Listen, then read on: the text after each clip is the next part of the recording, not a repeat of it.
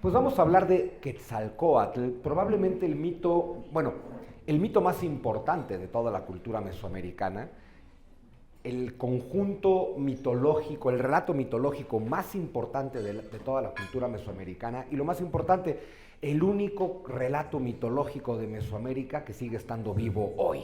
Porque por alguna razón extraña, Quetzalcóatl siempre está ahí. Huitzilopochtli se fue para siempre. Tlaloc se fue para siempre. Todos los demás se fueron para siempre, pero por alguna razón extraña, Quetzalcóatl nos fascina.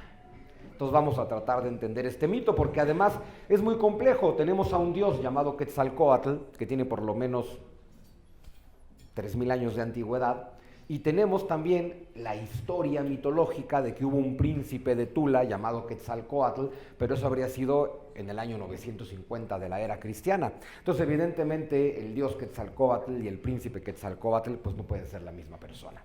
Pero luego además tenemos cosas fascinantes, ¿no? Que si en realidad Quetzalcóatl era un vikingo perdido, ese mito me encanta. Quetzalcóatl, como es definido como un hombre alto, blanco y barbado, por cierto, yo no sé quién inventó esa patraña. Quetzalcóatl no era ni alto, ni blanco, ni barbado. No hay un solo códice donde Quetzalcóatl aparezca alto, blanco y barbado. Pero ahí vamos todos repitiendo que Quetzalcóatl es alto, blanco y barbado. Si uno ve las representaciones de Quetzalcóatl, sale igual que todos los demás dioses, cubierto de todas sus indumentarias indígenas. O sea, lo de alto, blanco y barbado es una interpretación, no podría ser de otra forma, de los españoles. A ellos sí que les conviene que Quetzalcóatl sea alto, blanco y barbado. Particularmente a los franciscanos, que hacen la última versión del mito de Quetzalcóatl tras la muerte de Cortés, es a los que más les conviene que Quetzalcóatl sea alto, blanco y barbado. Pero entonces pensamos que fue un vikingo y nos contamos la historia de no, es que un vikingo perdido llegó por aquí en torno al año 1000. Y a ver, pasan cosas muy interesantes. Los vikingos sí llegaron a Terranova en torno al año 1000, es decir, sí llegaron a América. Puede ser que alguno se descolgara hasta acá abajo, sí, puede ser. Puede ser que se convirtiera en príncipe tolteca, imposible. Imposible. Pero entonces estamos lidiando con que era un vikingo. También estamos lidiando con que si era o no era Hernán Cortés, que si Hernán Cortés era o no fue o no el regreso de Quetzalcóatl. Y todas estas confusiones que tenemos en torno al mito de Quetzalcóatl tienen que ver con que no tenemos ni la más peregrina idea de qué cosa es la mitología. Y sobre todo en México, que tú vas a la primaria y en la clase de historia, no en la de literatura, no en la de mitología, no en la de poesía, no en la de historias fantásticas, en la clase de historia te dicen que los mexicas caminaron durante 100 años buscando un águila sobre un opal, devorando una serpiente, y que cuando finalmente la vieron dijeron, aquí nos quedamos. Oye, pero es en medio de un lago, aquí no se puede construir nada, todo se va a hundir, aquí nos quedamos. Aquí está el águila y la serpiente. Eso no pasó nunca. No pasó nunca. Que nosotros creamos lo de los mexicas buscando un águila sobre un opal devorando una serpiente es como si los italianos creyeran que una loba amamantó a Rómulo y Remo. Los italianos no creen eso, pero nosotros sí creemos la leyenda de los mexicas. Entonces, la mitología no es historia, es mitología. Y la mitología es un montón de relatos sagrados. La mitología son relatos simbólicos. Claro, en la mitología siempre se mezcla el símbolo con la realidad. Entonces vamos a tratar de entender el mito de Quetzalcóatl, entender quién fue Quetzalcóatl, las diferentes variantes de Quetzalcóatl. Está Quetzalcóatl el dios, pero está Quetzalcóatl el rey, pero está Quetzalcóatl Hernán Cortés, que ya veremos si Quetzalcóatl era o no era Hernán Cortés o viceversa. Y para todo eso, pues evidentemente tenemos que estudiar muy bien la cultura mesoamericana. Así es que vamos a mezclar el mito y la historia de manera muy bonita. Lo primero, hay que ubicarnos en el año 1 Caña. Oye, ¿cuándo fue el año 1 Caña? Fue cada 52 años. No hay que olvidar que las culturas mesoamericanas, como casi todas las culturas antiguas, no cuentan el tiempo de forma lineal.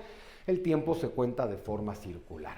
Y entonces el ciclo mesoamericano tiene 52 años. Y eso nos lleva a una cosa muy interesante. Resulta que cada 52 años se puede acabar el mundo.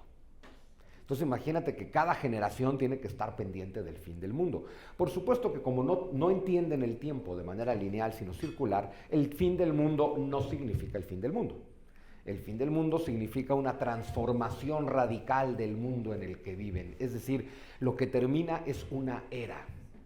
Y una nueva era puede volver a comenzar. No es que cada 52 años termine una era y empiece otra, es que cada 52 años puede ocurrir, ¿no? Bueno, y entonces cuentan las leyendas, sin que tampoco se tenga muy claro, que Quetzalcóatl, ya saben que Quetzalcóatl, esta parte de la leyenda todo el mundo se la sabe, ¿no? En algún momento de su vida el príncipe Quetzalcóatl llega a las costas mayas, ve el horizonte así lleno de misticismo, de nostalgia y de culpa, porque se supone que Quetzalcóatl salió huyendo después de haber perdido una batalla mitológica contra Tezcatlipoca y de haber violado sus propios votos de castidad, violando a su hermana, por cierto, quien también violó con ellos sus votos de castidad, y que entonces el príncipe Seacatltopiltzin Quetzalcóatl sale huyendo, lleno de culpa, lleno de desgracia, y pues llega con algunos seguidores hasta las costas del oriente y ahí se convierte en llamas, se prende en llamas, se eleva al cielo, se convierte en la estrella de la mañana, se convierte en el planeta Venus. Planeta Venus, estrella de la mañana, que es básicamente el apellido del diablo. Lucifer es la estrella de la mañana, el lucero del alba, el portador de la luz en prácticamente todas las culturas antiguas, siempre ha estado relacionado con el planeta Venus. Quetzalcóatl es relacionado con el planeta Venus y era conocido, igual que Luzbel, que Lucifer, como el lucero de la mañana. Y eso puede ser muy confuso porque en la tradición occidental judio-cristiana, si yo les digo Lucifer, todo el mundo piensa en el diablo. Ahora, claro, los reto a que abran la Biblia y encuentren el nombre Lucifer en alguna de sus páginas, porque no aparece. Lucifer es un dios romano, que no tiene nada que ver con el cristianismo.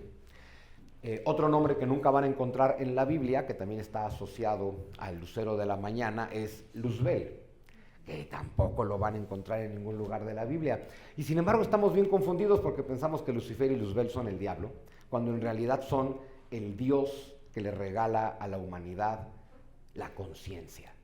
Es decir, es más o menos lo mismo que Prometeo. ¿Por qué se encabronan los dioses griegos con Prometeo? Porque le entrega a la humanidad el fuego divino, que eso no es otra cosa más que la conciencia. Lucifer significa el portador de la luz, y esa luz se refiere a la conciencia. Y ya si te vas al relato bíblico, la serpiente, que nunca es mencionada ni como Luzbel, ni como Lucifer, ni como Satán, ni como el diablo, simplemente aparece como la serpiente, que le entregó la serpiente a la humanidad, el fruto del árbol del conocimiento del bien y el mal, es decir, la conciencia. Entonces resulta que la conciencia, el demonio es la conciencia o la conciencia es el demonio, eso sí que sí. Pero bueno, sí, ¿a poco no? Cuando la conciencia te duele, hijos. Pero no hablamos de la conciencia moral, no se confundan, esa ya es una invención bastante moderna. No, hablamos de la conciencia, el hecho de saber que existes, decir, soy. Y eso es básicamente como se declara Dios a sí mismo, yo soy. Es decir, Dios está consciente de que es. Y bueno, pues resulta que Lucifer, Luzbel, Prometeo y hasta Quetzalcóatl le entregan a la humanidad el fruto de la conciencia. Entonces vamos a tratar de indagar en ese mito que es particularmente interesante. Pero bueno, resulta que el príncipe Seacatltopiltzin Quetzalcóatl, vengo un poquito para acá porque me han contado que les gusta verme de este lado también, no los culpo. Y entonces el Perdón. Cuenta la leyenda que el príncipe Seacatltopiltzin Quetzalcóatl llegó hasta las costas mayas con sus discípulos, se despide de sus discípulos y lo último que hace antes de encenderse en llamas es promete volver. Se eleva a las alturas y se convierte en Venus. Hay otra versión del mito que dice que no se enciende en llamas, sino que se sube a una balsa hecha de serpientes y navega hasta el horizonte. Pero en ambos casos promete volver. Y desde entonces, pues parece que la cultura náhuatl espera el regreso de Quetzalcóatl. Como Quetzalcóatl se va en un año 1 caña, es decir, el ciclo de Quetzalcóatl comienza en un año 1 caña, y por eso, claro, cuando Quetzalcóatl promete volver, pues lo que se tiene muy claro en toda la tradición mesoamericana es que Quetzalcóatl volverá en un año 1 caña. Entonces, a partir de que las culturas mesoamericanas esperan el regreso de Quetzalcóatl, Cada 52 años, cada vez que se acerca el año 1 Caña, pues hay una especie de temor y temblor. Es decir, estamos ante la expectativa de si volverá o no volverá Quetzalcóatl. Y luego pasa una cosa muy interesante, por cuestiones de la historia que vamos a platicar aquí, por supuesto. Los mexica se asumen a sí mismos como los herederos de los toltecas. Los toltecas son los que esperan a Quetzalcóatl. Por supuesto, eso hace que los mexicas sean los que están más pendientes del regreso de Quetzalcóatl. Pero hay un detalle muy interesante. Cuando Moctezuma se encuentra con Hernán Cortés, es bien interesante. 8 de noviembre de 1519 se encuentran el Tlatoani y el Conquistador. Moctezuma toma de la mano a Hernán Cortés y lo lleva a Tenochtitlan de la mano. No se me ocurre mejor recepción a una ciudad que el mismísimo Tlatoani tomándote de la mano y paseándote por ella, mientras le dice algo así como: hemos guardado tu casa y tu trono. Aquí está todo para ti, todo ha sido siempre tuyo. Es decir, un Moctezuma que, como todo buen Tlatoani mexica, saben que ellos están usurpando el trono de Quetzalcóatl. Por lo tanto, para ellos el regreso de Quetzalcóatl no es algo lindo. Ellos saben que son unos usurpadores y que están en un trono que no les corresponde. Los mexica nada más, todos los demás pueblos toltecas están esperando, justo con esperanza, el regreso de Quetzalcóatl. Entonces vamos a tratar de entender toda esta mezcla que es muy interesante. Pero bueno, entonces en un año 1 Caña, Quetzalcóatl se va. Y luego pasan algo así como 500 o 600 años y en un año 1 Caña, que para los europeos es 1519, Hernán Cortés llega a las costas mayas. Aquellas costas por las que Quetzalcóatl se va y promete volver. Bueno, pues justo en el año en el que esperan que vuelva Quetzalcóatl, el que se presenta en las costas mayas es... órale. Ya, exacto, ahí viene Quetzalcóatl. El que se presenta en las costas mayas es Hernán Cortés. Yo sé que hoy en día, en el mundo moderno, en el siglo XXI, año 2024, de pronto creer en profecías nos puede parecer una cosa infantil, ridícula, absurda, pero las profecías ahí están. Y hay una profecía bien interesante. No solamente hablamos del regreso de Quetzalcóatl, que es esperado exactamente en el año en el que regresa Cortés, no. Todo el mundo ubica la pirámide del Sol. Ya hablaremos más de la pirámide del Sol, que por cierto nunca fue dedicada al Sol. No es la pirámide del Sol. Pero en la pirámide del Sol, que sí tiene una orientación de este a oeste, o sea, la pirámide del Sol sí está construida de forma tal que el Sol, paseando por la bóveda celeste, pasea justo por encima de la pirámide del Sol. Sí es una orientación solar, sí es una orientación masculina. Ahorita les digo por qué no es la pirámide del Sol. Pero fíjense qué interesante, la pirámide está hecha de modo tal que el Sol sale a espaldas de la pirámide todos los días. Entonces el Sol sale del inframundo, que es el nacimiento del Sol. El Sol, la luz ha vencido a la oscuridad, el espíritu ha derrotado a la materia, el bien se ha impuesto sobre el mal y el Sol surge de nuevo. Y surge siempre detrás de la pirámide del Sol. Todo el viaje por la bóveda celeste es justo por encima de la pirámide del Sol. Y bueno, sabemos hoy en día que en diferentes momentos, o sea, el Sol no se pone siempre por el mismo sitio. Tiene un espacio angular donde según la estación, según el día, el Sol se va poniendo por diferentes puntos. Bueno, el Sol obviamente todos los días se pone enfrente de la pirámide del Sol, ¿no? Por la cara principal. Sin embargo, hay solamente un día al año donde el Sol transita todo el tiempo exactamente por el centro de la pirámide del Sol, sube por el centro de su cara trasera, va exactamente por el centro de su cúspide y el Sol viene descendiendo por la escalinata central de la pirámide del Sol y el Sol se oculta exactamente frente a ella. Eso ocurre solamente un día al año y es el 13 de agosto. Todos los años, el 13 de agosto, el Sol se pone exactamente bajando la escalinata de la pirámide del Sol de Teotihuacán. Y en 1521, el 13 de agosto, mientras el Sol se ocultaba frente a la pirámide de Teotihuacán, Hernán Cortés estaba capturando a Cuauhtémoc. Tenochtitlan cae el 13 de agosto. Los que hayan construido Teotihuacán sabían que el sol de los mexica terminaba el 13 de agosto, no lo sé, o que algo pasaba el 13 de agosto, no lo sé. El tema es que construyeron una pirámide en la que solo el 13 de agosto el sol se pone exactamente frente a ella. Por supuesto que puede ser una gran y cósmica casualidad, pero la verdad es que no me lo creo. Hay algo mucho más interesante detrás de esto. Entonces vamos a empezar a contar esa historia desde el principio. La serpiente emplumada, que es lo que se supone que es Quetzalcóatl, que ya veremos que tampoco es así, nunca fue una serpiente emplumada. Así lo entendieron los mexicas. Pero bueno, como decíamos al principio, es el mito más importante de Mesoamérica, sobre todo porque es un mito vivo. Es un mito que no solo se sigue contando, se sigue interpretando.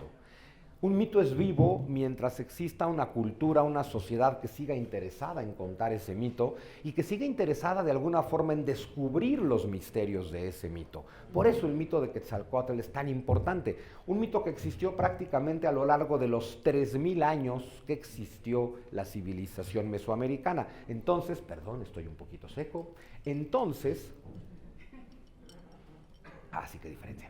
Para entender a Quetzalcóatl hay que entender la cultura mesoamericana en la que este dios nace y se desarrolla. Primero, bueno, vamos a ubicar Mesoamérica en el mapa. Y voy a decir muchas obviedades, pero de pronto es importante decirlas porque salimos de la primaria muy mal formados. Este lugar no se llamaba Mesoamérica. Mesoamérica es el lugar que le dan los estudiosos de antropología en el siglo XX, solo por si acaso, ¿no? Mesoamérica, igual que Mesopotamia, solo significa en medio de América. Por eso le llaman Mesoamérica a los estudiosos del siglo XX. Mesoamérica se refiere, por supuesto, a un espacio geográfico, lo que vemos aquí en verde, pero también se refiere a una región cultural. O sea, no solamente es este territorio, Mesoamérica se refiere a este territorio y a la civilización que se desarrolla en este territorio, ¿sí?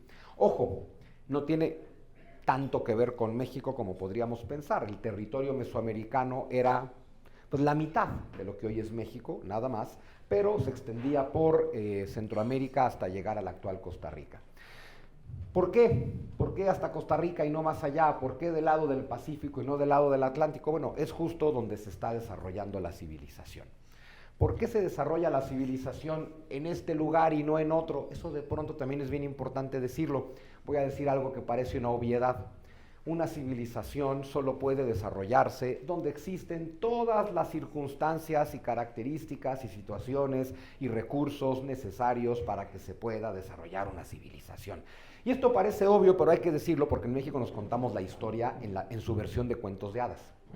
O sea, cada que decimos esto de no, es que no hacía falta que llegaran los españoles porque aquí las culturas mesoamericanas ya habían descubierto todo, había un conocimiento impresionante, no había nada que supieran los europeos que nosotros no supiéramos, nosotros porque siempre hablamos en ese plural pretérito donde nosotros estábamos ahí, ¿no? No hacía falta que vinieran a enseñarnos nada porque aquí ya lo sabían todo. Y dices, todo eso está muy bien, es un bonito discurso, qué bonito, pero esto era una cultura en la Edad de Piedra. Entonces tienen todos los conocimientos que puede tener una cultura de la Edad de Piedra, que son muchos, por cierto.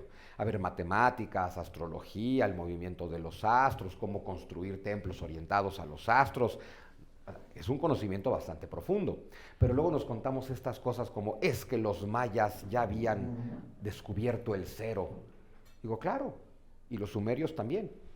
Es que los toltecas predecían eclipses, por supuesto, y los griegos también. Es que construían unos templos maravillosos orientados a las estrellas, sí, y los egipcios también. Nos encanta contarnos esta versión de la historia donde aquí no eran humanos, aquí todo era diferente, pero en realidad todos los seres humanos somos iguales en absolutamente todos los tiempos de nuestra historia. Entonces, aquí se ha desarrollado lo que se ha podido desarrollar, que es una cultura en la Edad de Piedra bastante desarrollada, o sea, los niveles más altos de desarrollo que te permite una cultura en la Edad de Piedra, pero nada más. Entonces, no tenían el conocimiento más desarrollado del universo.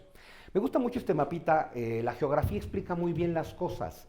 Si ustedes ven Mesoamérica en este mapa y ven justo cómo están las cordilleras, Es que estas cordilleras nos hablan incluso de cómo fueron las migraciones que poblaron Mesoamérica. No hay que olvidar nunca, sin importar todas las teorías, a ver, hay gente que hoy dice que la Tierra es plana, entonces también hay gente que dice que los habitantes de Mesoamérica bajaron de la nave nodriza. Los habitantes de Mesoamérica son turcómanos, son parientes de los mongoles y de los turcos, claro, antes de que se llamen mongoles y turcos. Estamos hablando, no hay que olvidarlo nunca, que la migración originaria que puebla América son hombres entrando por el norte, por lo que hoy es el estrecho de Bering, cuando no había estrecho de Bering, cuando los mares eran más bajos y entonces podías pasar caminando, ¿no?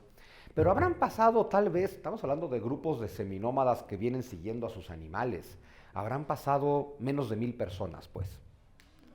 Y claro, llegan a América y en América, como siempre pasa, se seguirán reproduciendo, seguirán migrando, pero bueno, la migración de norte a sur te va llevando necesariamente a Mesoamérica, te va llevando necesariamente por el centro, hasta llegar, pues justo, ¿no?, al núcleo volcánico de Mesoamérica, donde la cantidad de lagos, de ríos y la fertilidad del terreno permiten la civilización. Cuando nos dicen esto de que no, es que los aztecas venían de Aztlán, y Aztlán era un lugar formidable. A ver, ¿qué hay formidable hoy en el desierto de Nevada? Bueno, Las Vegas, ¿no?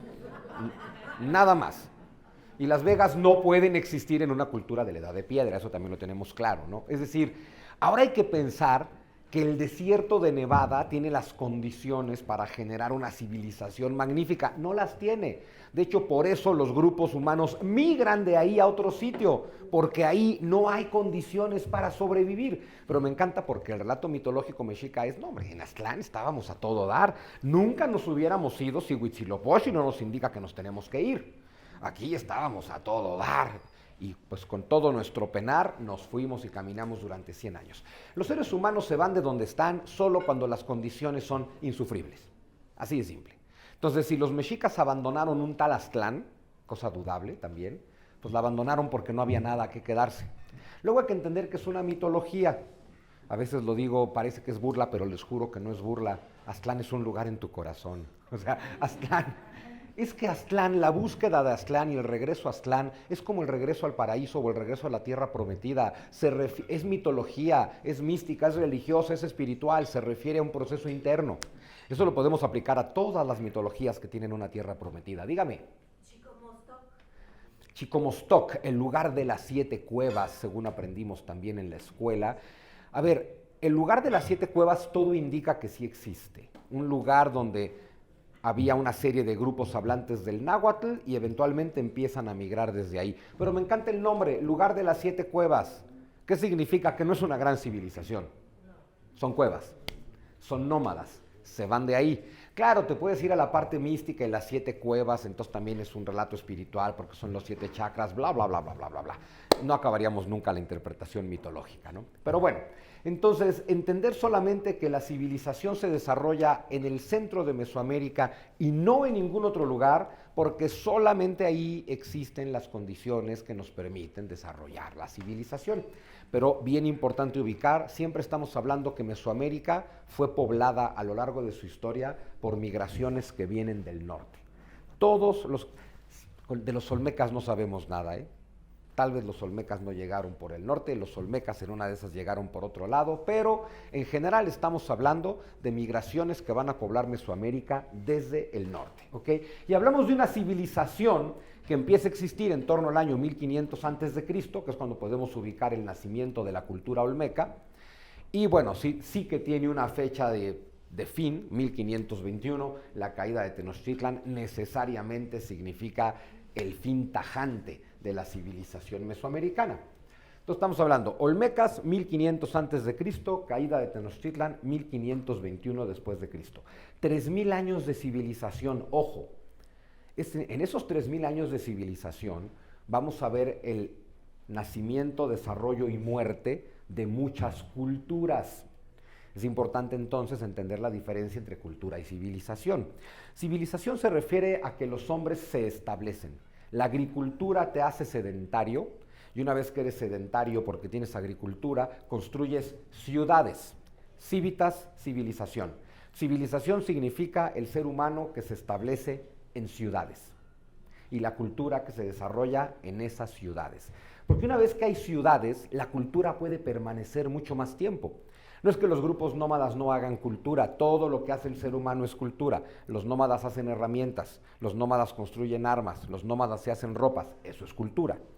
Pero suelen ser culturas muy simples y con muy pocos significados. Los seres humanos establecidos en las ciudades tienen sociedades mucho más complejas, por lo tanto mitologías más complejas, con significados más complejos. Y una vez que hay ciudades, en las ciudades se perpetúa la cultura, porque en las ciudades cada generación que nace aprende de los que ya están ahí su cultura. Entonces hay varias culturas y hay una civilización mesoamericana. Sí podemos decir que es una sola civilización porque tienen muchos rasgos en común. Su calendario solar, su calendario lunar, la mezcla de estos calendarios, los siglos de 52 años, el tema de que tenemos ciclos de 13 años y 4 tipos de años y que tenemos juegos de pelota, es decir, comparten muchas cosas, por eso es una misma civilización, pero son muchas culturas, ¿sí? Y esas culturas tienen una particularidad muy interesante que nos habla de las condiciones geográficas. Nacen, existen un tiempo relativamente breve, sus ciudades colapsan y la cultura muere. Esto nos dice que las condiciones geográficas de aquí y el conocimiento que la gente de aquí tiene de esas condiciones geográficas no les permite subsistir demasiado tiempo. Pásale con toda confianza, no te preocupes, adelante, ¿sí? Es decir, constantemente las ciudades y las culturas colapsan en Mesoamérica y también es interesante saber por qué. Entonces, sigamos. En este mapita vemos la zona geográfica de Mesoamérica, que la vemos ahí en verde, pero es muy importante que le pongan atención a esa manchita azul al norte que se llama Oasis América. Oasis América se refiere pues la zona de América que tiene oásises, ¿sí? Es decir, justo esa es la zona del desierto de Nevada, del desierto de Utah. De hecho, la lengua náhuatl se le llama, está dentro de la familia lingüística conocida como uto-azteca. Y se le llama Uto justo por Utah, ¿sí? De ahí vienen los mexica y todos los pueblos nahuas del actual Utah. Es una zona en la que las condiciones geográficas, no hay ni grandes planicies fértiles ni grandes ríos caudalosos, pero hay grandes zonas de oasis. Los oasis permiten un poquito de sedentarismo y establecimiento.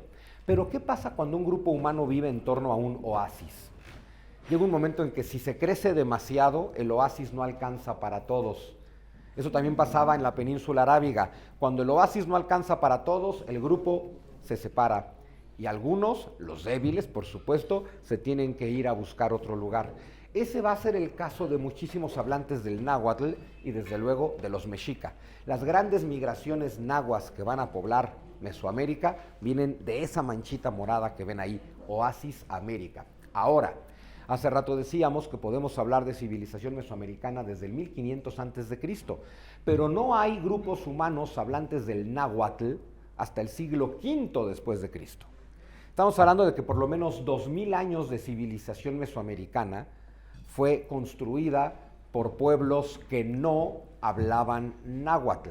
Los pueblos nahuas son bastante nuevos en la historia mesoamericana. Y entonces, ¿qué lenguas se hablaban? Las llamadas lenguas otomangueas, es decir, los pueblos que hoy conocemos como otomís. Esos son los verdaderos creadores de la civilización, por lo menos de lo que se construye en el centro de Mesoamérica. Y probablemente son los constructores de Teotihuacán. Porque, a ver, Teotihuacán tiene esta particularidad maravillosa. Vamos a hablar mucho de Teotihuacán porque ahí nace Quetzalcóatl, pero tiene esta maravillosa particularidad. Lo que más sabemos de Teotihuacán es todo lo que no sabemos de Teotihuacán. De hecho, hay una sola cosa que en serio podemos afirmar de Teotihuacán sin temor a equivocarnos, y es que no sabemos nada de Teotihuacán. Que está excavado el 10% de la zona arqueológica y que además no sabemos nada. No sabemos cómo se llamaba la ciudad. Sabemos que no se llamaba Teotihuacán, pero no sabemos cómo se llamaba. Y no sabemos cómo se llamaba porque ni siquiera sabemos qué lengua hablaban los que construyeron la ciudad. Entonces quiere decir, no sabemos qué lengua hablaban, no sabemos quién la construyó y por lo tanto no sabemos cómo se llamaba la ciudad. También sabemos, por añadidura, que la pirámide del Sol no se llamaba pirámide del Sol y la de la Luna no se llamaba pirámide de la Luna y por supuesto la pirámide de las serpientes emplumadas no era la pirámide de las serpientes emplumadas, la calzada de los muertos no era de los muertos. Oye, ¿quién nos dijo todas esas cosas entonces? Los mexica. Esa es la interpretación que los mexica hacen de Teotihuacán. Pero hay que ubicar una cosa muy importante. Los mexica llegan a Teotihuacán cuando la ciudad lleva 600 años en ruinas. Entonces, ¿qué saben los mexicas de Teotihuacán? Nada. ¿Entonces mexicas le pusieron Teotihuacán? Los mexicas son los que le ponen Teotihuacán. Y son los mexicas los que deciden, esta es pirámide del sol, esta es pirámide de la luna. Y son los mexicas los que se encuentran a ese dios que está en la tercera pirámide de Teotihuacán. Es curioso, todo el mundo ubica la pirámide de la luna y del sol, y a casi todo el mundo se le olvida ir a la pirámide de las serpientes emplumadas. Pero si tú vas a esa pirámide que los mexicas dicen que es de serpientes emplumadas, no vas a ver una serpiente emplumada en ningún sitio. Todo indica que el dios al que hoy le llamamos Quetzalcóatl existe entre los pueblos otomís. No sabemos cómo se llamaba, por supuesto, pero sí sabemos que no era una serpiente con plumas. Vamos a tratar de ver si entendemos qué cosa sí era, porque es muy frustrante que les diga todo lo que no sabemos y que no les diga lo que sí sabemos. Pero es que no sabemos casi nada, eso sí lo sabemos. Entonces por eso es lo que más les cuento. Pero bueno, es muy importante también ubicarnos en términos espaciales y en términos cronológicos. ¿A qué me refiero? Me refiero a que durante 3000 años de civilización mesoamericana se desarrollan diferentes culturas. Esto es lo que decíamos, ¿no? Diferentes culturas que se desarrollan en diferentes espacios de Mesoamérica. O sea, nunca hubo una cultura dominando toda Mesoamérica.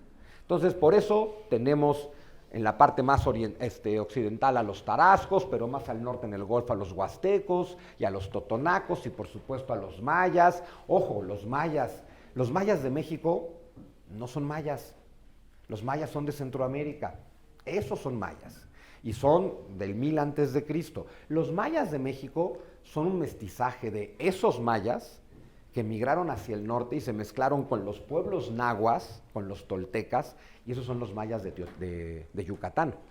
Pero otra vez para que nos ubiquemos, ¿no? Los mayas de Centroamérica son del 1000 antes de Cristo.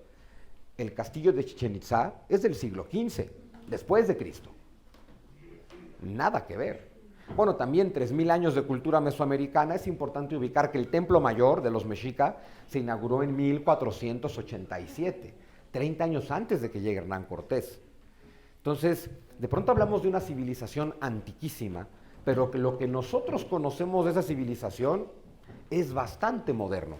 Entonces hay diferentes grupos con diferentes culturas, con diferentes dioses, con diferentes lenguas, con diferentes religiones, habitando diferentes regiones de Mesoamérica. Todo esto para entender que esto no es ni un país, ni un imperio, ni un reino, ni un estado, ni está cercano a serlo, porque además todos estos pueblos habitan Mesoamérica en diferentes momentos de la historia. ¿A qué voy con esto? Me regreso tantito. Los tarascos nunca conocieron a los mayas. Los mayas no conocieron a los huastecos no conocieron a los mixtecos, los zapotecos y los mixtecos, que sí se conocieron entre sí, nunca conocieron a los aztecas. Es decir, son diferentes culturas establecidas en diferentes regiones, en diferentes momentos de la historia. Aquí se los pongo en orden cronológico, no nos vamos a poner a estudiar todas estas culturas, pero solo para que ubiquemos, ¿no? A ver, en lo que hoy es Oaxaca sí que podemos encontrar una cultura mixteca que viene desde el 1000 antes de Cristo y que sobrevive casi hasta la llegada de los españoles, algo similar con los zapotecas. Pero si ven ese cuadrito tan interesante, hasta arriba a la derecha, y hasta les puse un circulito, eso es lo que duró la historia de los mexica. Es decir, los mexica existieron durante 200 años. Y esto es muy importante decirlo hoy en día cuando siempre queremos resumir Mesoamérica y la mexicanidad en los aztecas. Cuando dices, a ver, de 3000 años de civilización mesoamericana, los mexica existieron durante 200. ¿No? Aquí están los mexicas. Es decir, de hecho ya habían prácticamente desaparecido o estaban en decadencia todas las demás culturas cuando empieza el auge de los mexica, que comparten cultura con los cholultecas y con los toltecas y demás. Es decir, los mexicas son el último espacio de la civilización mesoamericana. Pero bueno, ya volveremos a los mexicas. Primero vamos a hablar de la ciudad de los dioses, aunque ya sabemos que no se llamaba así, pero hay que hablar de la ciudad de los dioses, es muy importante. Teotihuacán es un nombre muy bonito, ¿no? Teotihuacán, que en realidad significa el lugar donde los hombres se divinizan. O sea, el lugar donde los hombres se hacen dioses. Pero eso también es una interpretación mexica. Claro, ustedes imagínense a los mexica, un pueblo nómada como los mexica, un pueblo nómada chamánico del desierto del norte. La construcción más complicada que ha visto es de madera con paja. Es que es así. Imagínense a ver si hoy llegamos a Teotihuacán y dices, wow. Imagínense un pueblo como los mexica llegando a Teotihuacán, es que ni siquiera lo puedes entender, ni siquiera comprendes que los seres humanos puedan construir eso. Y de inmediato dices, no, a ver, aquí los dioses están detrás de esto porque no hay de otra, ¿no? Bueno, como les decía, no sabemos quién construyó Teotihuacán, no sabemos qué lengua hablaban, por lo tanto, no sabemos cómo se llamaba su ciudad, ni cómo se llamaban sus dioses, ni cómo se llamaba el dios al que nosotros le llamamos Quetzalcóatl. Todo indica, insisto, que habrá sido construido por pueblos otomís. Hay una cosa que es muy importante saber de Teotihuacán, no era una ciudad, era un centro ceremonial. Es decir, lo que se busca construir es un centro ceremonial. Claro, un centro ceremonial tan complejo y que lleva tanto tiempo construirlo, que obviamente genera ciudad a su alrededor. No puedes estar durante décadas o siglos construyendo un centro ceremonial si no vives ahí. Pero lo que quiero que entendamos no es que la gente que viva ahí decida construir templos, es que se decide construir templo y por eso hay que vivir ahí. Y es una ubicación muy interesante la de Teotihuacán, que está en la frontera de la civilización. Está donde termina el mundo civilizado y empieza el desierto de los chichimecas, la gente perro. Es lo que significa chichimecas, son los perros del desierto. Así es como son los bárbaros del norte, pues así es como le van a llamar los grupos nahuas a los bárbaros del norte, son los chichimecas. Otra cosa interesante de Teotihuacán, si uno va hoy, es que está construida en una planicie y no tiene nada que la defienda. Es decir, no tiene murallas, no está en una planicie, no está arriba de una montaña, está en una planicie, no está arriba de una montaña, no está circundada por ríos caudalosos, no hay nada que defienda Teotihuacán. Y si eso es así, no fue un error, quiere decir que fue construida así de manera deliberada, lo cual puede implicar para mí dos cosas. Uno, que estamos haciendo un centro ceremonial, digamos, multiétnico o multicultural, que no será atacado porque es de todos. Opción B, no estamos preocupándonos por la defensa porque no tenemos de quién defendernos.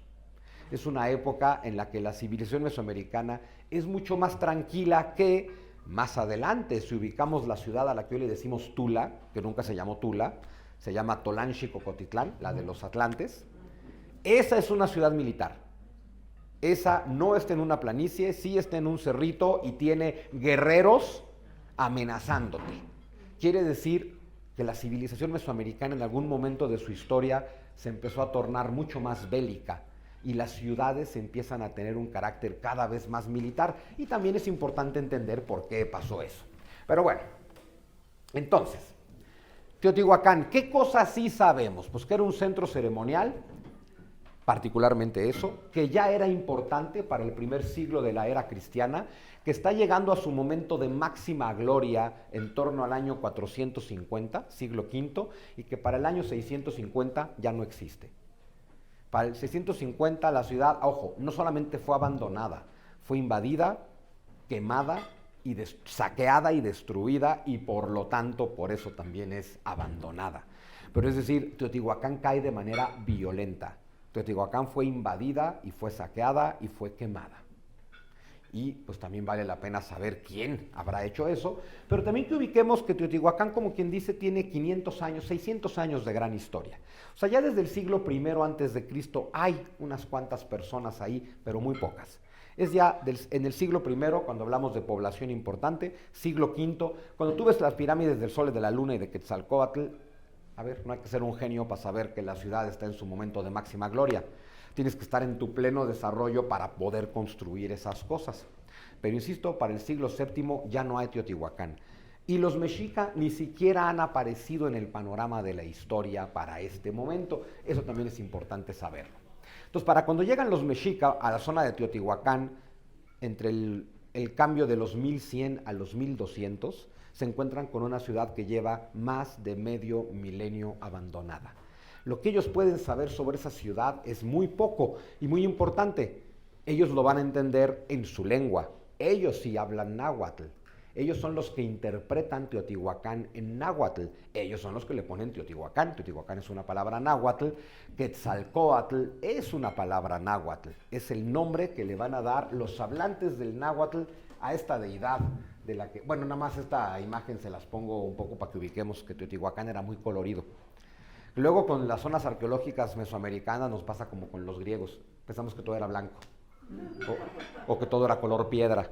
De pronto vale la pena ver, usaban rojo, amarillo, azul, verde y era fascinante el colorido que tenían estas ciudades. Ah, mira, aquí se ve un poquito mejor. Esto sería, obviamente es hecha con inteligencia artificial, pero esto sería cómo se ve desde la pirámide de la Luna. Si tú estuvieras en la cima de la pirámide de la Luna, pues justo ves la placita que tienes debajo, la calzada de los muertos, la pirámide del Sol, y esta que se ve aquí a lo lejos, esa es la pirámide de las serpientes emplumadas. Vamos a hablar de ellas, por supuesto. La pirámide del Sol, que no estaba dedicada al Sol, todo indica, según lo que se estudia hoy en día, que estaba dedicada a Tlalocantecutli, mejor conocido como Tlaloc, pero no con ese nombre, porque Tlaloc es un nombre náhuatl, por lo tanto no es el verdadero nombre de la divinidad. Pero Tlaloc, tenemos una mala idea sobre Tlaloc. La versión superficial que estudiamos en la escuela nos dice Tlaloc es el dios de la lluvia. No es así. Era conocido de entrada como el dios de las tormentas. Digo, la tormenta es más impactante y poderosa que la lluvia, pero en realidad lo que pasa en todos los cultos politeístas, no lo entendemos bien hoy, no es que haya varios dioses. Cada uno de los dioses de un relato politeísta es Dios en su totalidad. Son diferentes aspectos del misterio divino.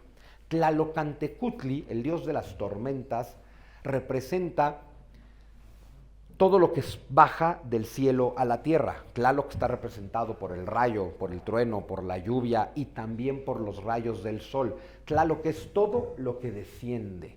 Eso es lo que significa Tlalocantecutli, bueno, no significa etimológicamente, pero representa el sagrado masculino, y el sagrado masculino es Dios desciende del cielo a la tierra. La pirámide de la Luna, todo indicaría que está dedicada a la consorte de Tlalocantecutli, que es Chalchitlicue. Obviamente no con ese nombre está en náhuatl. ¿Cómo se llamaban originalmente estos dioses? ¿Quién sabe? ¿Por qué los mexica toman la decisión de que son Sol y Luna?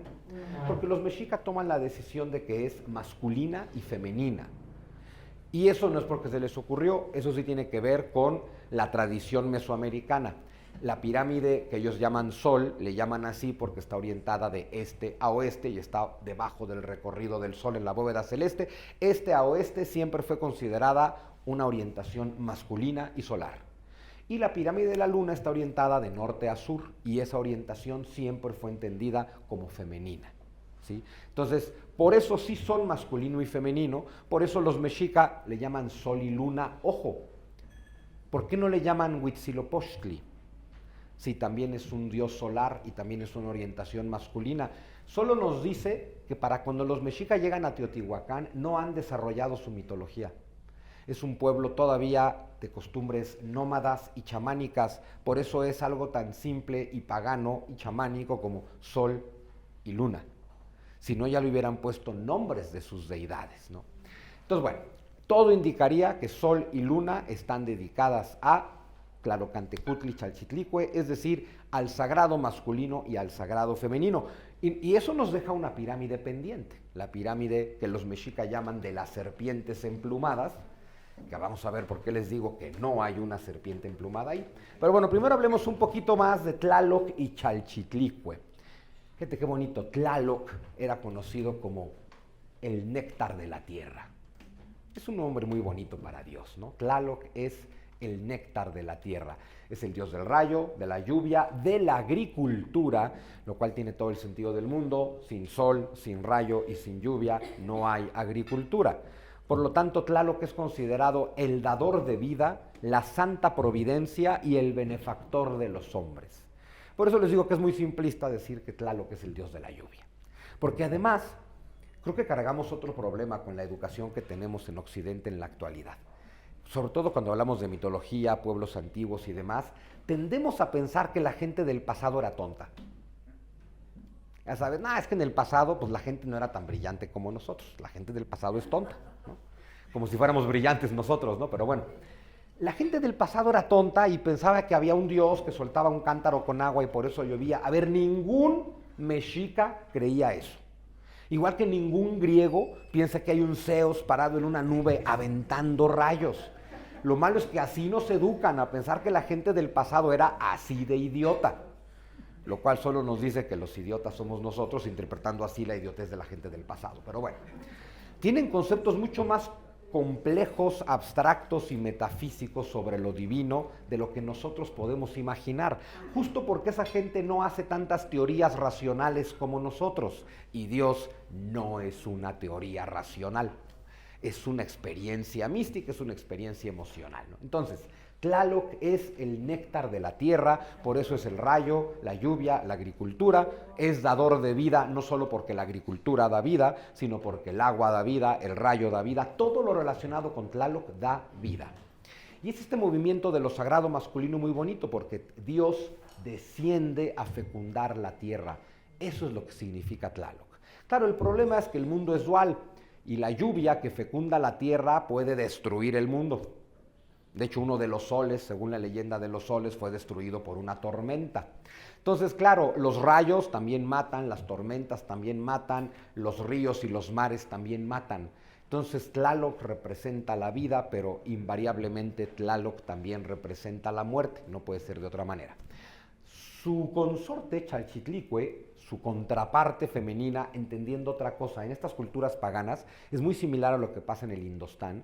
No puedes entender a un dios y a una diosa. Es que, a ver, lo malo de cómo nos cuentan la mitología, ¿no? Y luego a mí me pasa que doy clases de mitología, yo estoy acá concentrado en los significados profundos de la mitología y alguien tiene una duda, ¿no? Y yo, bueno, ¿qué pasó? A ver, pero entonces, ¿con quién se casó este dios? ¿Con esta o con esta? Y entonces, ¿quién era su hijo? O sea, de pronto pensamos que yo les estoy contando el hola de la mitología. Y que lo importante es con quién se casó cada dios, quién fue su hijo, muy importante, sobre todo si es griego, quién fue su amante. Y entonces de pronto confundimos la mitología sagrada de los pueblos paganos con la vida de la nobleza del siglo XX. Entonces es muy importante que no hagamos eso, ¿sí? Siempre se entiende que el dios y la diosa son una sola divinidad. No se puede entender el uno sin el otro, son un proceso, son un conjunto. Si Tlalocantecutli es todo lo que desciende del cielo a la tierra, Chalchitlicue es todo lo que asciende de la tierra al cielo, ¿sí? Entonces, Chalchitlicue, la contraparte femenina, es la diosa de los ríos, es la diosa de los manantiales, es la diosa de los borbotones, es la diosa de los ríos subterráneos, de las aguas subterráneas y de todo, bueno, y de la agricultura, en el sentido de que también emerge de la tierra hacia arriba. Chalchitlicue representa el movimiento del sagrado femenino, que siempre es de la tierra al cielo. Entonces, es muy simple. Lo sagrado masculino te dice, Dios desciende a la tierra a colmarla de bendiciones. Lo sagrado femenino te dice, la tierra toma las bendiciones que descienden del cielo, las transforma y entrega algo nuevo. Siempre ubicando el tema de la transformación. Chalchitlicue no te devuelve lo que llegó. Chalchitlicue, si llegó agua del cielo, Chalchitlicue la llena de minerales y de nutrientes y te entrega un agua que puedas tomar. Si tú le echas una semilla a la tierra, Chalchitlicue llena esa semilla de nutrientes y la convierte en la agricultura. Entonces lo femenino recibe, transforma y entrega, como siguen haciendo todas las mujeres al día de hoy. Recibes algo que parece insignificante, lo transformas y lo entregas, ¿sí? Entonces, esa mitología es muy bonita y hablamos entonces del cielo, la tierra, y entonces vamos a ver quién podría ser Quetzalcóatl. Aquí está, la tercer pirámide de Teotihuacán en orden de importancia, tamaño y aparición cronológica, la llamada pirámide de las serpientes emplumadas.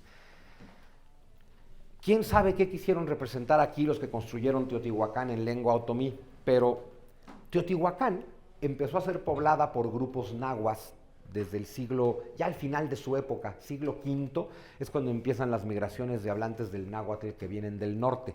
Sí hay vestigios de que en Teotihuacán habitaron hablantes del náhuatl, eso está claro, pero no son los constructores ni los desarrolladores de la ciudad. Todo indica que los hablantes del náhuatl empiezan a llegar por una migración por goteo al principio y cada vez más, hagan de cuenta como los mexicanos en Estados Unidos.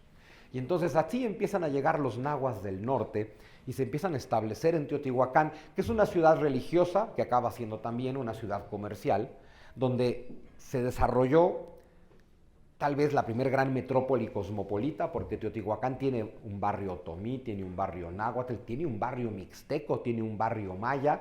Entonces parece que sí hay representantes de diferentes culturas mesoamericanas en Teotihuacán. Empiezan a llegar hablantes del náhuatl.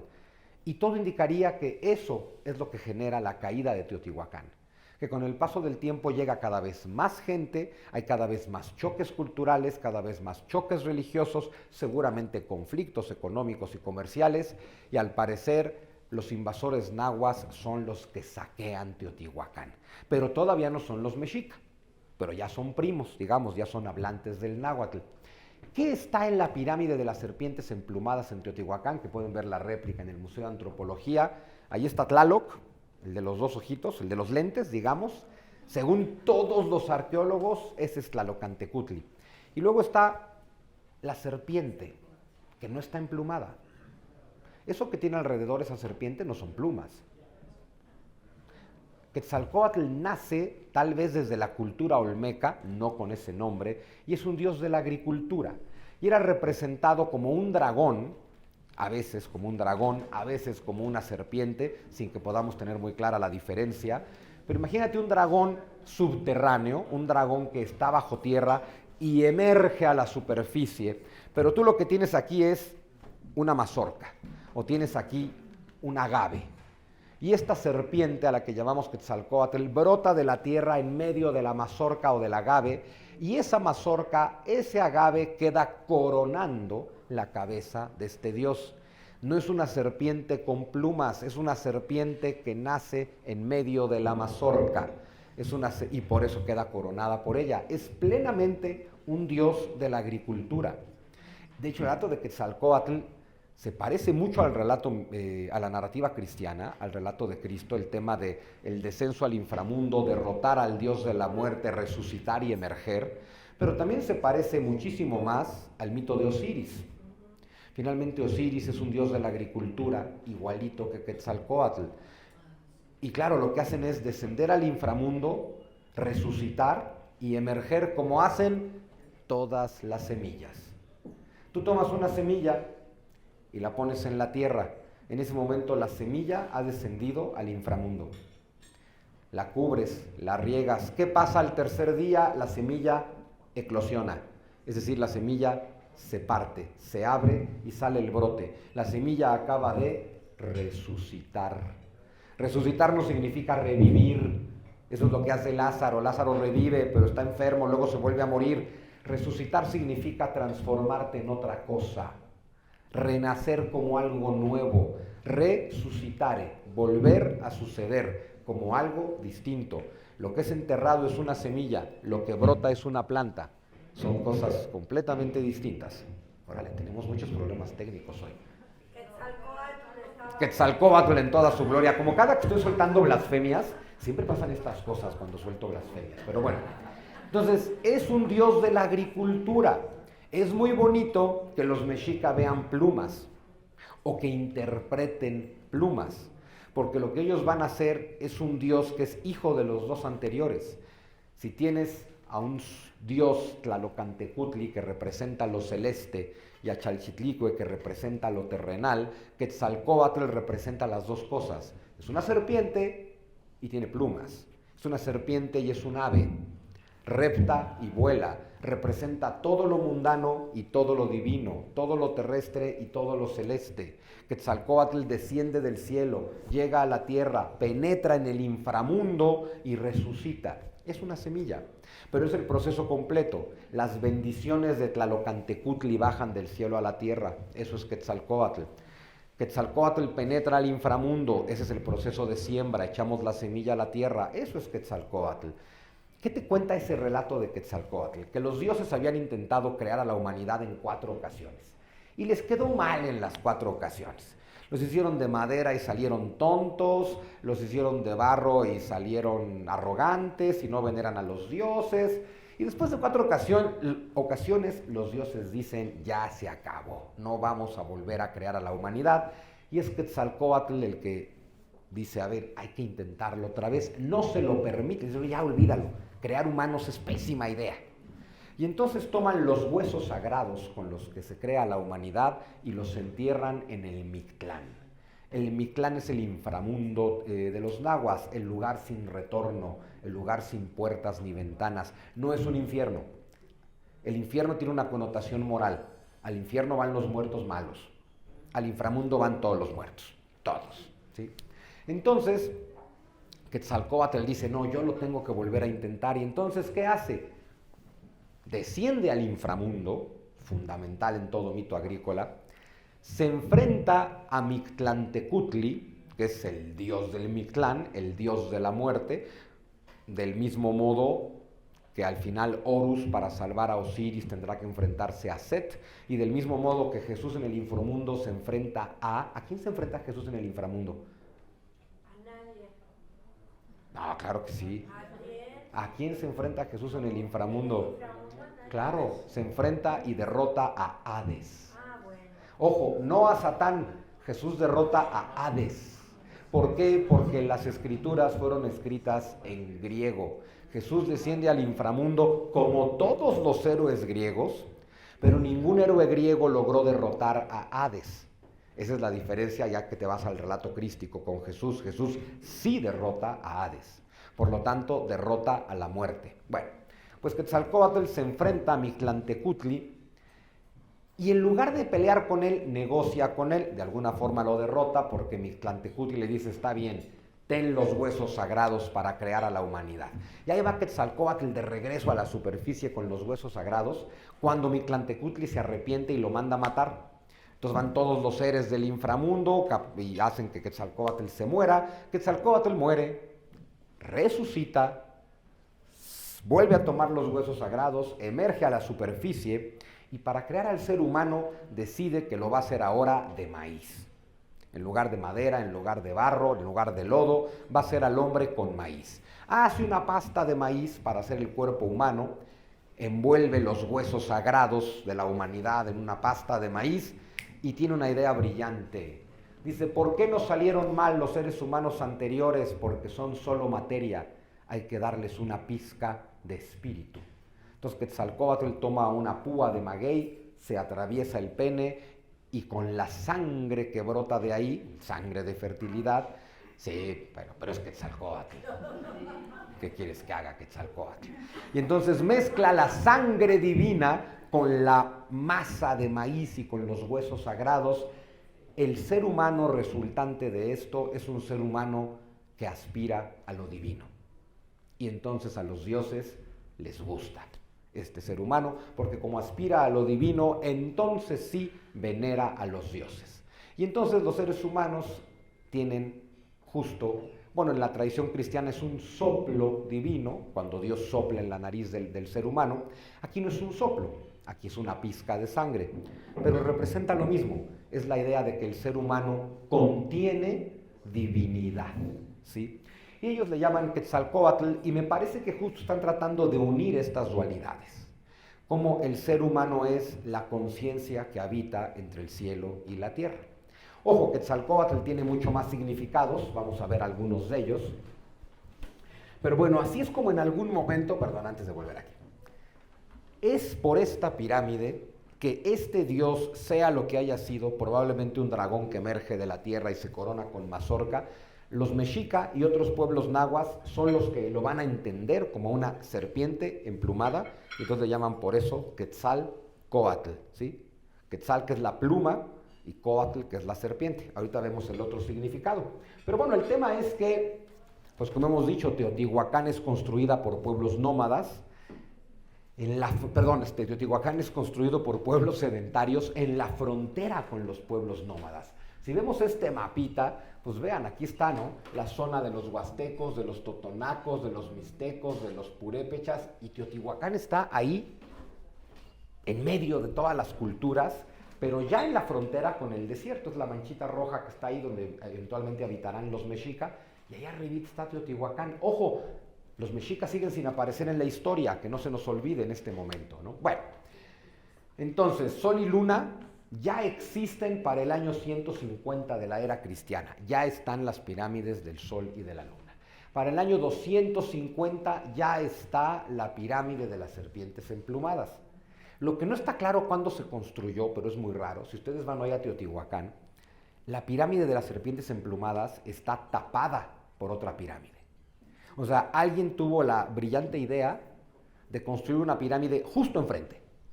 Y eso no tiene sentido a menos que quieras esconder la pirámide. O tal vez estaban comenzando el nuevo proceso constructivo, porque ya ven que era común lo de construir encima. Pero tú vas a Teotihuacán y está la pirámide de las serpientes y una pirámide enfrentito. Claro, gracias a eso puedes subir y verla desde arriba, pero el objetivo era ocultar esa pirámide. O, insisto, tal vez estaban construyendo encima otra vez. Entonces la ciudad está en el apogeo para el año 400, colapsó para el 600, para el 650 ya no existe, todo indica que fue destruida por los diferentes migrantes náhuatls.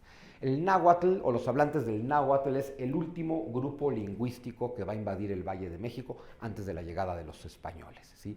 Y esto es un momento fascinante, por eso es como una frontera de la civilización mesoamericana, porque hablamos de una civilización que ha sido desarrollada por ciertos grupos que vamos a llamar otomís o otomangueos, y que en algún punto entre el siglo V, VI, VII, esta civilización creada por grupos otomís será invadida por grupos que hablan náhuatl, que le van a dar un significado muy diferente a la cultura.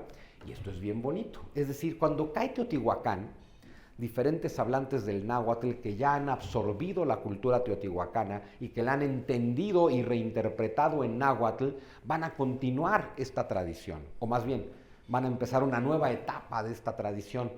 Y a estos pueblos, a estos hablantes del náhuatl que heredan la cultura teotihuacana, les llamamos toltecas. Entonces, cuando hablamos de toltecas, pensemos en eso, porque hoy en día cuando pensamos toltecas necesariamente pensamos en Tula. Los toltecas sí habitaban Tula, sí, pero también todas las demás ciudades de la misma zona. La Tula de Allende, como se llama hoy, se llama Tolanchi-Cocotitlán. Que la ciudad se llame Tolanchi-Cocotitlán en náhuatl, te habla de que esa sí es una ciudad construida desde su origen, todo indica, por hablantes del náhuatl. Pero lo que estos hablantes del náhuatl construyen en Tolanchi-Cocotitlán es una réplica pequeña de Teotihuacán. Esto nos dice que Teotihuacán sí se convirtió, por obvias razones, a ver, Teotihuacán llegó a dominar todo el centro de Mesoamérica a nivel cultural, a nivel comercial, a nivel diplomático. Entonces, la caída de Teotihuacán fue en su momento el equivalente en Mesoamérica a la caída de Roma. Cuando cae el imperio que ha significado el centro, el orden, la economía y la cultura durante siglos, lo único que queda es caos. Cuando cae Roma, pues, obviamente esa cuenca mediterránea se sumerge en el caos porque ya no hay quien ponga orden. No solamente orden, Roma pone orden porque pone leyes, pero también pone caminos, también pone cultura, también hace acueductos. Bueno, algo similar pasa con Teotihuacán. El colapso de Teotihuacán genera un gran caos. Digamos que entre el año 600 y el 900, eso es lo que está. Muy similar a Roma, ¿no? Roma cae en el siglo V y de que cae Roma a que toma el trono Carlomagno en el año 800, el trono francés, son los 300 años de caos tras la caída de Roma. Aquí pasa algo similar. Entre Teotihuacán y Tula, y el auge de Tula, pasan unos 300 años que son el caos tras la caída teotihuacana. Ojo, cuando existe Teotihuacán, igual que con Roma, Teotihuacán tiene ciudades aliadas. Xochicalco, Cholula, Tolanchi-Cocotitlán, todas estas son ciudades aliadas de Teotihuacán. Cuando la ciudad de Teotihuacán colapsa, la gente empieza a huir. Sí vamos a ver el surgimiento de nuevas ciudades, pero lo que más vamos a ver, la gente que huye de Teotihuacán, ¿a dónde prefiere ir? ¿A un lugar donde no hay nada y comenzar de cero? No. Huyen a ciudades aliadas de Teotihuacán, donde pues, la cultura es más o menos similar. Entonces, algunas ciudades como Tula o Cholula, que ya existen en el siglo VI, van a empezar a tener un gran auge a partir del siglo VIII, IX y X, precisamente porque tras la caída de Teotihuacán hay un conflicto por ver qué ciudad va a ocupar el lugar de Teotihuacán. A nivel bélico acabó siendo Tula, Tolanxicocotitlán. A nivel religioso terminó siendo Cholula, Chololán, que se convierte en la ciudad sagrada de Quetzalcóatl. Ojo, Cholula ya es una ciudad náhuatl y ahí el culto sí es a Quetzalcóatl, ya con ese nombre, y le empiezan a dar nuevos significados a la serpiente emplumada. Vamos a tratar de entender esos significados. Bueno, ya le empiezan a dar, los pueblos nahuas, una vez que se establecen y se civilizan, empiezan a desarrollar un pensamiento muy místico. Todo este pensamiento místico que le atribuimos hoy a los toltecas y que ahora le decimos la Toltecayotl, que es toda la filosofía mística de los pueblos nahuas basada en Teotihuacán. Eso es la Toltecayotl. Y entonces ya la serpiente emplumada va a ser vista como un dios de la dualidad. Pero ahora sí ya a nivel místico, ¿no? De hablarte claro, Dios es unicidad absoluta, pero el mundo se manifiesta de forma dual y eso es representado por Quetzalcóatl. Y ahora sí vamos a ver la idea de que la serpiente representa la materia y las plumas representan el espíritu. Y cómo el espíritu y la materia se integran en un solo ser, que es lo que tendríamos que ser nosotros, un ser donde se integre el espíritu y la materia. Lo cual te lleva a que además es una filosofía pues, muy platónica, muy budista y muy aristotélica, es decir, muy de buscar el camino del medio.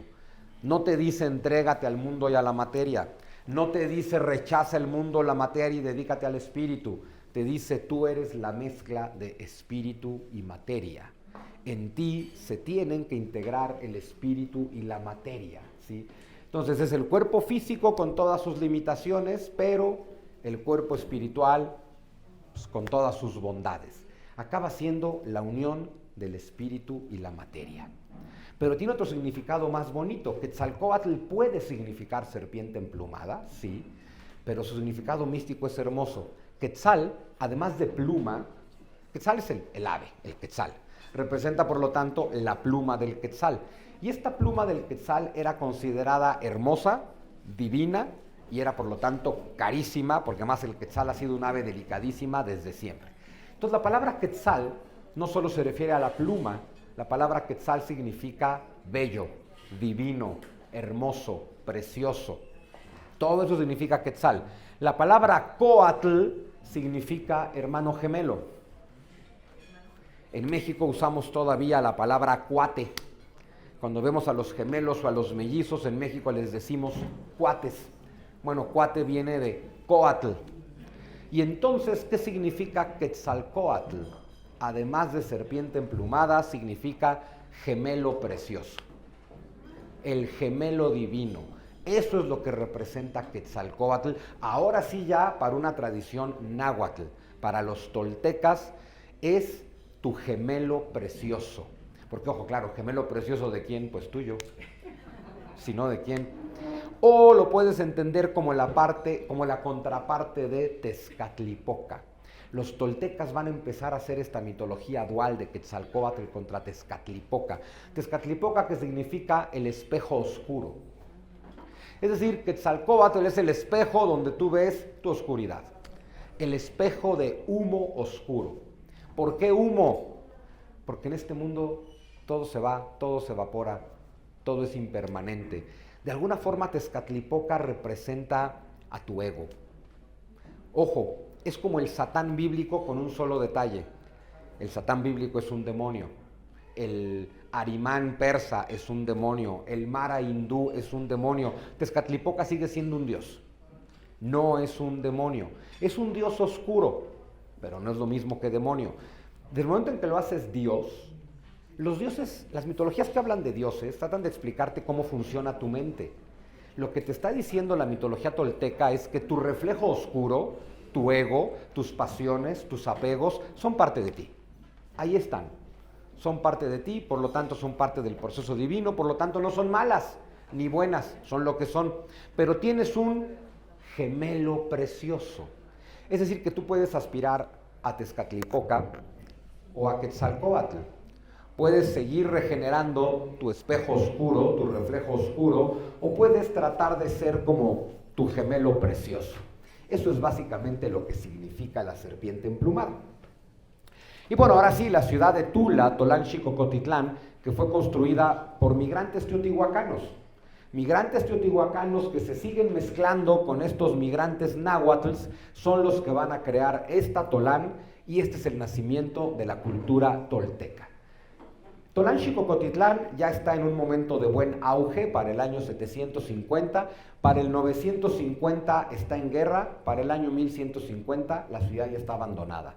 Es decir, que Tula vivió mucho menos que Teotihuacán. Tula pues tuvo otros 300 años tal vez de auge tolteca, y para el 1150 Tula está abandonada.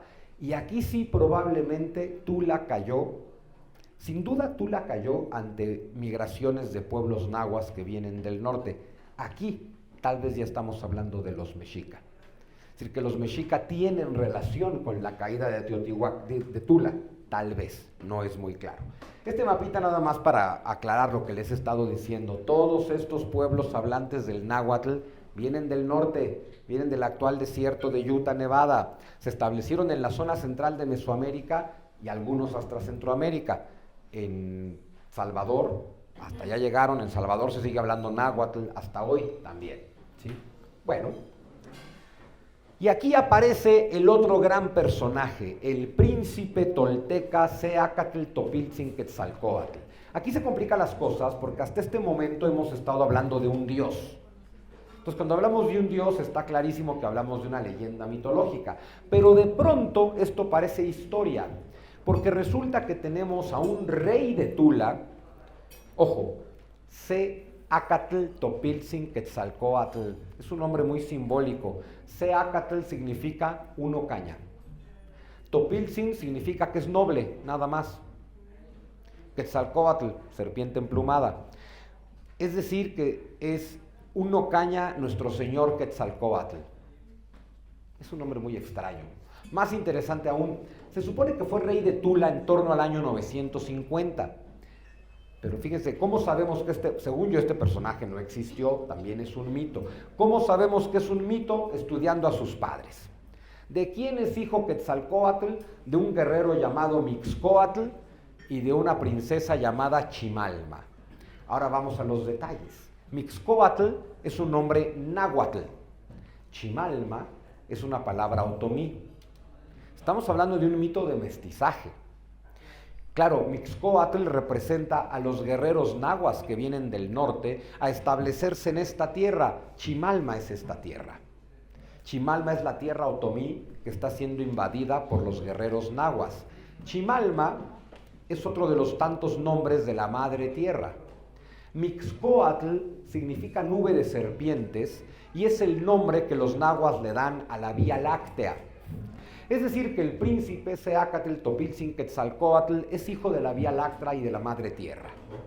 Eso basta para saber que es un mito, según yo.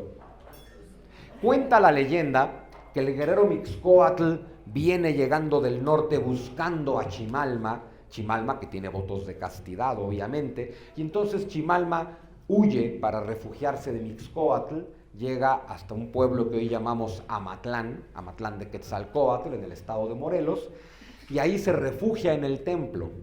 Y está en el templo refugiándose de Mixcoatl cuando de pronto ve como del cielo viene bajando una pluma de quetzal. Y entonces Chimalma toma la pluma de quetzal, se la mete entre sus ropas, sale del templo y está embarazada. De Quetzalcóatl, por supuesto. Acabamos de tener a la doncella virgen, madre del Hijo de Dios.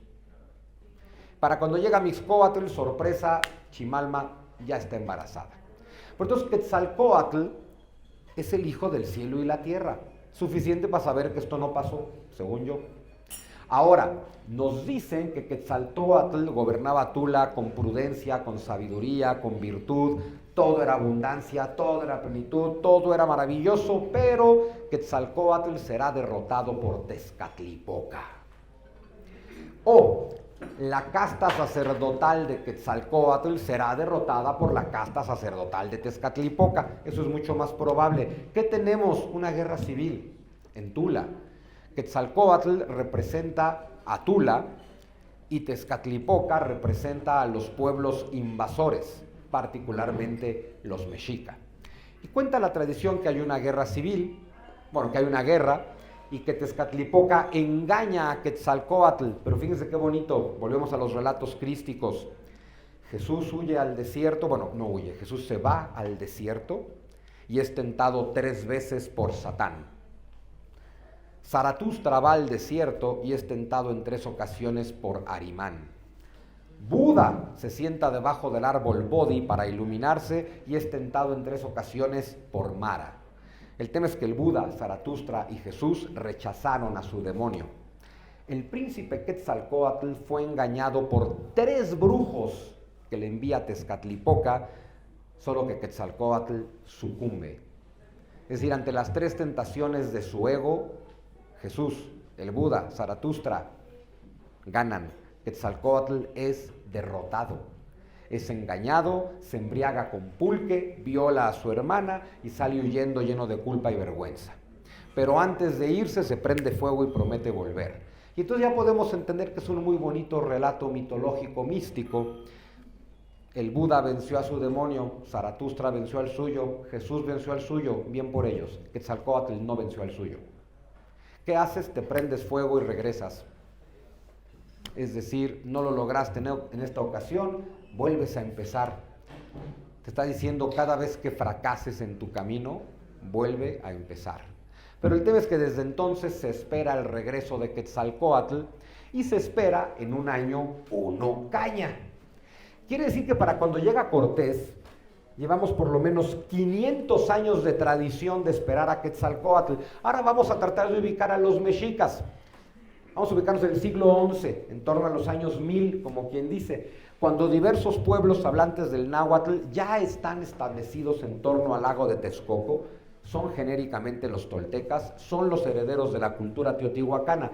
Los aztecas son el último pueblo hablante del náhuatl en llegar a la zona de Texcoco. Se supone que Tenochtitlan fue fundada en 1325. Si aceptamos esa fecha, estamos hablando de que, históricamente hablando, eso fue la semana pasada. Los mexicas, el último pueblo invasor de Mesoamérica antes de los castellanos, por supuesto. Lo curioso es que de los castellanos decimos que llegaron, invadieron, conquistaron, saquearon y nos impusieron a su Dios. Es curioso porque los aztecas hicieron exactamente lo mismo. Llegaron, invadieron, conquistaron, saquearon e impusieron a su Dios. Por alguna razón nos parece terrible que los españoles hagan eso, pero no nos parece terrible que lo hagan los aztecas, con el detalle de que después de la independencia nadie renegó del Dios de los españoles para volver al Dios de los aztecas. Eso solo quiere decir que nos contamos la historia bastante mal. Vamos a ubicarnos en Tenochtitlan, 1325. Cuando fundan Tenochtitlan, son un pueblo vasallo. Los mexicas no se establecen donde ellos quieren. Se establecen donde el señorío de Azcapotzalco, que es el que domina la zona, se los permite. Y se los permite en una isla pantanosa llena de serpientes, confiados en que ahí se van a morir. La sorpresa es que no se mueren. Durante 100 años, entre 1325 y 1425, los mexicas son sometidos por Azcapotzalco, son un pueblo vasallo y conquistado. Y en torno a 1425 y 1427, los mexicas se rebelan contra el señor de Azcapotzalco. Estamos hablando de una guerra de independencia, digamos. Los mexicas se independizan de Azcapotzalco, pero antes de llegar a eso, veamos más o menos el periplo que hicieron los aztecas. Para 1260,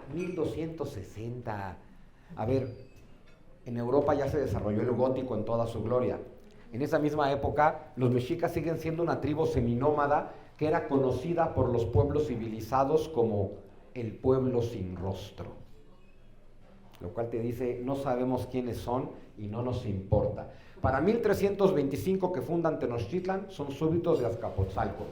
Para 1367 deciden nombrar a su primer tlatoani, a Camapixtli, y eso los va a meter en guerra con Azcapotzalco. Para 1426, guiados por su cuarto Tlatoani, Itzcoatl, y el sumo sacerdote Tlacaelel, es cuando los mexicas se liberan de Azcapotzalco, es cuando se establece el sacrificio humano, es cuando se establece el canibalismo ritual, y ahí comienza la era de los mexicas, pero estamos hablando de 1427. Eso de verdad fue la semana pasada en términos de historia. Mesoamérica tiene 3000 años de historia, nunca he comprendido por qué la queremos resumir toda en 100 años, que es lo que realmente tienen de auge los mexicas. Y un pueblo que habitaba muy poquitas ciudades, vamos a ver precisamente. Pero bueno, es en tiempos de este Itzcoatl y Tlacaelel cuando inventan el mito de Aztlán. El tema de, no, nosotros estábamos bien a gusto en Aztlán hasta que se nos apareció Huitzilopochtli y nos dijo que buscáramos un águila sobre un opal devorando una serpiente. Águila y serpiente. Huitzilopochtli los mandó a buscar a Quetzalcóatl. Eso es lo que está diciendo su mito. Y donde lleguen a la tierra de Quetzalcóatl, águila y serpiente, ahí se establecen. Claro, todos los mitos se escriben a posteriori. Los mexicas llegaron a los valles centrales de Mesoamérica, los sometieron y los conquistaron e inventaron el mito de que hicieron eso porque eso les pidió su Dios. Todos los mitos te cuentan la historia a posteriori. Y entonces entre 1426, que se liberan de Azcapotzalco, y 1521, que cae Tenochtitlan, le llama Alfonso Caso, nuestro gran sabio de la historia antigua, los 100 años del pueblo del sol. Eso es la historia de los mexicas, 100 años. Pero en esos 100 años sometieron y oprimieron a todos los pueblos que vemos en la mancha que les presento en ese mapa. Ese no es el imperio azteca, no tienen un imperio, esto no es un imperio. Esta es la tierra donde los aztecas imponen violentamente su opresión y saquean de recursos y personas a los demás pueblos. Eso no es un imperio. Todos estos pueblos que veneran a Quetzalcóatl se ven invadidos por este pueblo que venera a Huitzilopochtli y entonces empiezan a adaptar los mitos. Porque el mito que les conté de cómo nace Quetzalcóatl es idéntico al mito de cómo nace Huitzilopochtli. Estaba Coatlico en el templo, ve bajar una pluma, se la guarda, está embarazada de Huitzilopochtli. Están tomando los mitos que ya existen sobre Quetzalcóatl y se los están apropiando para Huitzilopochtli. Son también los mexicas los que establecen la idea de los dioses crearon el mundo en Teotihuacán, por supuesto, porque para ellos toda su historia comienza en Teotihuacán. Todos los pueblos hacen mitos que giran en torno a sí mismos, no puede ser de otra forma. Pero a ver, aquí vemos todo lo que es Mesoamérica, en café. En verde vemos la zona maya, que nunca fue dominada por los mexicas. En amarillo vemos la zona dominada por los mexicas. Es decir, que de todo lo que es Mesoamérica, los mexicas dominan pues, el 15% más o menos. Otra vez, ¿por qué convertimos toda la historia de Mesoamérica en los mexicas? ¿Quién sabe? Pero ojo, no es que toda esa zona esté poblada por aztecas, porque eso no es así. Esa es la zona donde los aztecas imponen violentamente su tributo. Los aztecas viven en 3 ciudades. Viven, en el conjunto de Tenochtitlan, Tlatelolco, en Iztapalapa y en Texcoco. Ahí es donde hay población mexica. Los mexicas es la élite gobernante, nada más. Esto está lejísimos de ser algo parecido a un país azteca. No importa que sí le digan los comentaristas de fútbol hoy en día. Eso también confunde mucho. Entonces, ¿qué dominan los mexicas? Bueno, de toda esta Mesoamérica, los mexicas dominan esta zona central. Ahora vemos que no dominan Meztitlán, que no dominan Tlaxcala, que no dominan Teotitlán, que no dominan a los tarascos. Insisto, no quiere decir que los mexicas gobiernen a los pueblos. Los mexicas dejan que cada pueblo se gobierne y simplemente todo aquel que es derrotado van y se llevan sus recursos. Y un recurso fundamental que se llevan los mexicas siempre son personas. Porque hay que sacrificar a Huitzilopochtli diario. Claro, el sol sale todos los días. El sol todos los días se oculta para combatir a las tinieblas y surge triunfante todos los días. Hay que ofrecerle corazones diario. Cuando se inaugura el Templo Mayor en 1487, 1487 es nada. Bueno, cuenta la leyenda que sacrificaron 20,000 personas. Seguramente fueron menos, pero vamos a decir 10,000. 4 días, 20 templos, 10,000 personas, 20,000 personas, lo que vive en una ciudad del lago de Texcoco. Quiere decir que verdaderamente están saqueando de habitantes a la zona. Para cuando llega Hernán Cortés, todavía está viva la generación a la que le arrebataron a su hijo, a su papá y a su hermano para ser sacrificados en el Templo Mayor. Tal vez por eso y solo por eso es que los demás pueblos se unieron con Hernán Cortés. En este momento todos tienen profundos deseos de venganza contra los mexicas. ¿Sí?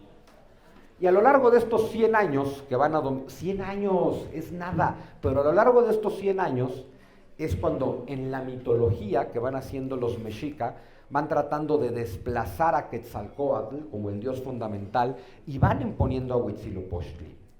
Literal, estamos viendo un proceso donde un pueblo pone a su dios usurpando el lugar del dios que ya domina. No te dice mi Dios es verdadero y el tuyo es falso, como harán los castellanos. No, te va lentamente transformando a tu Dios de Quetzalcóatl en Huitzilopochtli, con el detalle de que Quetzalcóatl no pide sacrificios humanos y Huitzilopochtli los necesita a diario. Y bueno, fueron destruyendo la tradición tolteca, esta famosa Toltecayotl. Si uno lee a Miguel León Portilla hoy en día, tiene un libro muy bonito, justo Toltecayotl, todo el estudio de la tradición tolteca. Si algo deja claro León Portilla es, los mexicas no tienen nada que ver en esto. Esta es la gran cultura desarrollada por los toltecas antes de la llegada de los mexicas. Los mexicas hacen cosas bien interesantes. Este mito que todos conocemos de que ya que crean al ser humano del maíz, Quetzalcóatl, ahora hay que darle movimiento al sol. ¿No? Y este mito de que entonces hay 2 dioses candidatos a inmolarse en la hoguera para darle movimiento al sol, ¿no? Entonces tenemos al dios rico, arrogante y poderoso, llamado Tecusistecatl, y tenemos al dios pobre y enfermo, llamado Nanahuatzin. De hecho, era conocido como el dios con llagas. Y era un dios tan pobre que no tenía nada que sacrificar a los dioses más que sus propias llagas. Imagínense nada más. Pero ¿qué te dice el relato que hacen los mexicas? Este es completamente mexica. Ya está creado el mundo, ya está creada la humanidad, hay que darle movimiento al universo. El dios Tecusistecatl tiene que hacer meditación, sacrificio, oración y lanzarse a una hoguera. Y en 4 ocasiones le gana el temor, es cobarde y no se avienta. Y entonces Nanahuatzin, el dios purulento, el dios con llagas, el dios pobre, no se lo piensa, se avienta a la hoguera y se convierte en el sol. Si uno ve el detalle de ese mito, este Nanahuatzin es representado, este Tecusistecatl es representado con un caracol marino en el pecho. Es el símbolo de Quetzalcóatl. ¿Qué te están diciendo los mexicas con este mito? Es, nuestro Dios tuvo que ocupar el lugar de su Dios porque ustedes no tienen las agallas de darle vida al universo porque hay que hacer sacrificios humanos. Mitológicamente, el dios de los mexicas está destronando al dios de los toltecas y toma el trono y a partir de ahora hay sacrificios humanos. Y todos los demás pueblos toltecas no están contentos con esta situación. De hecho, le piden ayuda a Quetzalcóatl y cada año uno caña están esperando que Quetzalcóatl vuelva. De ahí que inventemos el mito de que Cortés era Quetzalcóatl. Yo no creo que Cortés fuera Quetzalcóatl. Si nos vamos a un nivel místico, Cortés será a lo mucho un enviado de Quetzalcóatl. Quetzalcóatl es el relato crístico de Mesoamérica. ¿Qué llega con Cortés y los castellanos? El relato crístico europeo. Y la tradición cristiana se pudo adaptar a la tradición mesoamericana gracias al mito de Quetzalcóatl, porque es con quien más parecido encontraron los frailes franciscanos para decirte, te voy a explicar a Jesús con tu relato de Quetzalcóatl. Entonces, claro, el relato de Quetzalcóatl y Jesús son lo mismo, y Cortés es Quetzalcóatl. Eso ya es la versión del mito de Quetzalcóatl que hacen los franciscanos en el siglo XVI, después de la muerte de Cortés. Por eso les digo que es un mito que sigue vivo. Pero claro, así como los mexicas hacen un mito que explica por qué nosotros los invadimos y tomamos el poder, los franciscanos están haciendo exactamente lo mismo con el relato de Quetzalcóatl. Te explico que nosotros fuimos enviados por tu Dios para liberarte de Huitzilopochtli. Eso es lo que los franciscanos están haciendo con el relato de Quetzalcóatl. Decirle a los diferentes pueblos toltecas del centro, somos el enviado de Quetzalcóatl. Nosotros acabamos con la opresión mexica. Y es que de pronto, y lo digo frecuentemente, hay que ubicar que así como el 13 de agosto de 1521 decimos que es la conquista, yo digo que es el nacimiento de México, porque si ese día fue la conquista, habría que pensar que al día siguiente todo el mundo está llorando porque fuimos conquistados. Pero lo que hay el 14 de agosto de 1521 es fiesta. Todos los pueblos oprimidos y sometidos por los mexica nos hemos liberado de ellos. Eso es lo que está pasando el 13 de agosto de 1521. En un día en el que los que hayan construido la pirámide del Sol ya sabían que iba a pasar algo, porque por algo el Sol se pone justo frente a la escalinata de Teotihuacán el 13 de agosto, no el 12, no el 14, no ningún otro año, algo sabrían estos teotihuacanos. Y entonces, claro, podemos cerrar este ciclo de Quetzalcóatl, 13 de agosto de 1521. ¿Qué pasó ese día que 100,000 guerreros conquistaron Tenochtitlan? Y todos son indígenas. 100,000 guerreros tlaxcaltecas, texcocanos, cholultecas, totonacas, huejotzincas, algunos purépechas y menos de 1,000 castellanos toman Tenochtitlan. Esto nos dice que los otros 100,000 guerreros hubieran podido conquistar Tenochtitlan sin la presencia de los castellanos, y sin embargo no lo hicieron. Esa es la parte interesante. Estos pueblos siempre se pudieron haber unido, pero nunca se unieron. Siempre pudieron tratar de invadir juntos Tenochtitlan, pero nunca lo hicieron. Siempre le tuvieron miedo a los mexica y nunca lo superaron. Al final superan el miedo, se unen y derrotan a sus opresores, gracias a Hernán Cortés.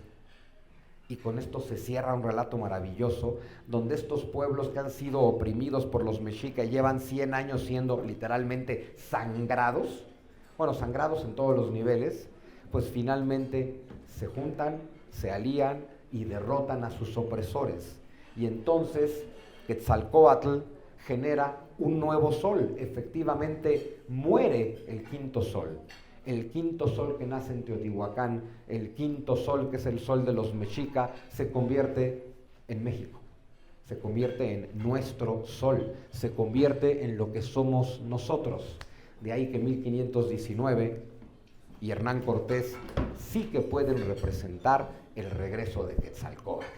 Y ahora, pues vamos a disfrutarlo con una comida de orientación prehispánica. Van a ver que todo está delicioso, hay chapulines, hay quelites, hay bueno, todo es absolutamente prehispánico, pero con una preparación moderna para que lo podamos disfrutar.